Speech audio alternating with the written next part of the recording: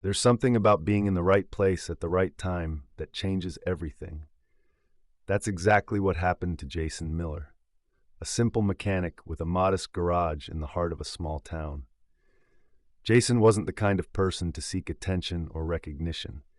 He preferred keeping things low-key, working on cars, and making sure his customers always left satisfied. His garage was tucked away on Main Street, right between an old diner and a rundown antique shop. If you didn't know where to look, you'd probably pass it by.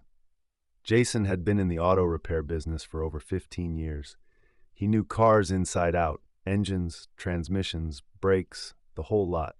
He was good at his job, no doubt about it, but he didn't have any fancy certifications or expensive equipment. He worked with what he had and made it work. People around town trusted him, though, and that was enough. He didn't care about the flashier parts of life. As long as he had his hands in an engine, that's where he was happiest. One rainy Tuesday afternoon, when the streets were slick with water and the sky looked like it might swallow the whole town, a car pulled up to Jason's garage. It was an old beat-up sedan, rusting in some places, the paint chipping away in others. Jason had seen plenty of cars like it, and to be honest, he figured it was just another person who couldn't afford a full repair. The kind of car that people let sit in the driveway until it finally gave up. But something about this car felt different. A woman stepped out of the driver's seat, and Jason immediately noticed the exhaustion in her face.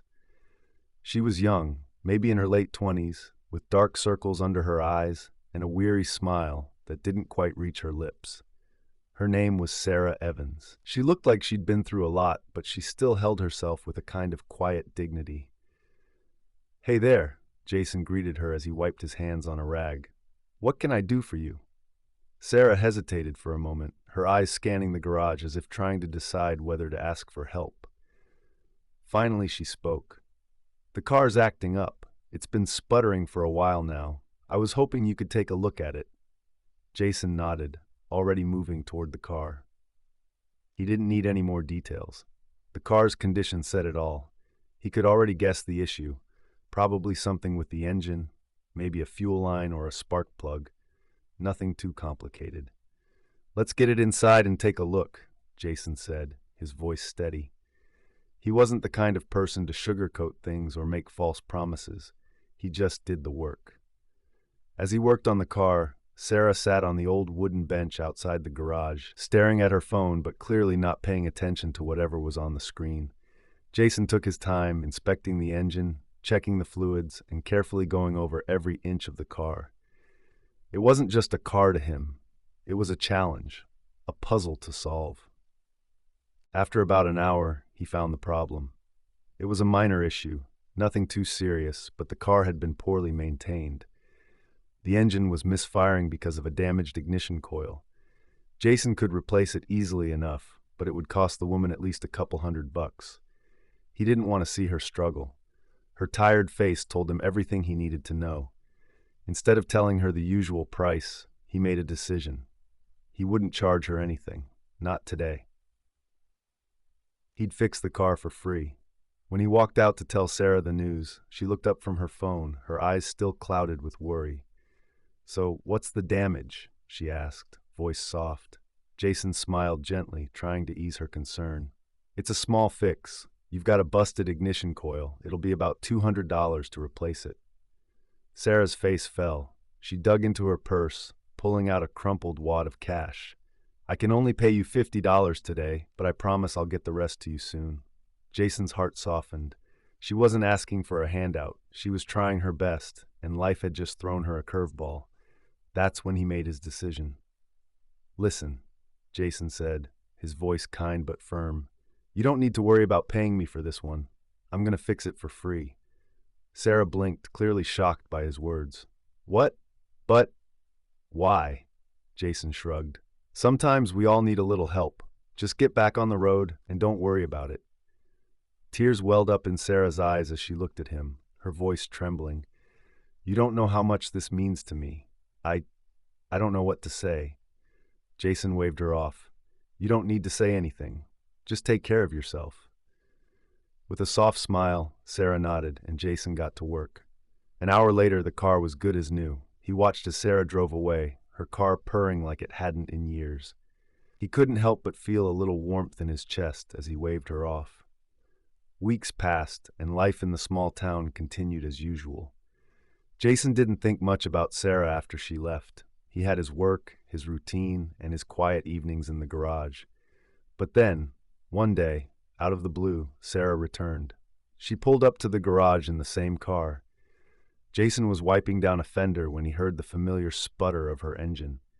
He looked up, expecting to see her face again, but this time she wasn't alone. She had a man with her, a tall figure in a dark suit. He was wearing sunglasses, even though it was overcast, and there was something about the way he carried himself that caught Jason's attention. As they both stepped out of the car, Sarah came over first. "Jason, I need to talk to you," she said, her voice quiet but steady. Jason stood up from the car, wiping his hands on his rag. "What's going on? Everything okay?" Sarah hesitated for a moment, then turned to the man beside her. He took a step forward, offering a handshake. "Jason Miller?" he asked, his voice deep and formal. Jason shook the man's hand, giving him a curious glance. "Yeah, that's me. Can I help you?" The man smiled, though it didn't quite reach his eyes. "I'm William Evans, Sarah's father." Jason was taken aback. He hadn't expected this. "Oh, I didn't realize." Sarah stepped forward again, this time holding something in her hands. It was a small, simple envelope, but it looked important. "This is for you, Jason," she said, her voice trembling again. "It's for your kindness." Jason frowned, confused. "What's this?" Sarah opened the envelope and pulled out a letter. She handed it to Jason, her hands shaking as she did. Jason unfolded it carefully, his eyes scanning the neat handwriting on the page. It read, "Dear Jason, I don't know how to express what I'm about to say. You have no idea what your kindness has meant to me and my family. When I came to you with that car, I was at my lowest point. I had just lost my job, and I had no way to support my daughter. I didn't even know how I was going to make it through the month. But you didn't just fix my car. You gave me a chance. You gave me hope. What you didn't know is that I am more than just a struggling woman with a broken car. I'm the CEO of a company that helps low-income families get back on their feet. I've worked in this industry for years, but recently I've been trying to step away from the spotlight. I wanted to take a more hands-on approach, working with the people who need help the most. People like you. I don't expect anything in return for this gesture, but I want you to know that your actions haven't gone unnoticed.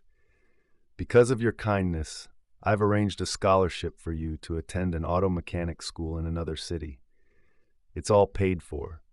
You'll be trained in the most cutting-edge technology, and it will open doors to opportunities you've never dreamed of. I hope you'll take this gift, not because you need it, but because you deserve it. You've already given me more than I could ever repay." With deep gratitude, William Evans, CEO, Jason sat there, stunned. He couldn't believe what he was reading. He had always thought of himself as just a simple mechanic, a guy who fixed cars, nothing more. But Sarah's family wasn't just any family. They were people who knew the value of kindness, and they weren't about to let his generosity go unnoticed. William smiled gently as he watched Jason's reaction.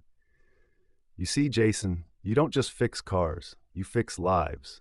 And now, it's time for you to take your turn." And so Jason Miller's life changed. He accepted the scholarship, moved to the city, and began his training in the latest automotive technologies. The small-town mechanic who had always stayed behind the scenes was now on a new path, one filled with opportunities, new challenges, and a renewed sense of purpose. And whenever he looked back, he knew one thing for sure. Sometimes, it's the smallest acts of kindness that can change the course of a person's life forever. That's the story, friends. I hope you enjoyed it. It was a pleasure sharing it with you all. Don't forget to comment below and let me know where you're watching from. It's always fun to see the global reach of these stories. And if you haven't already, please hit that subscribe button for more amazing stories, tips, and tricks. Thank you for watching, and I'll see you in the next one. Bye. If you'd like to show some extra love, tap the three dots near the share button, and send a super thanks.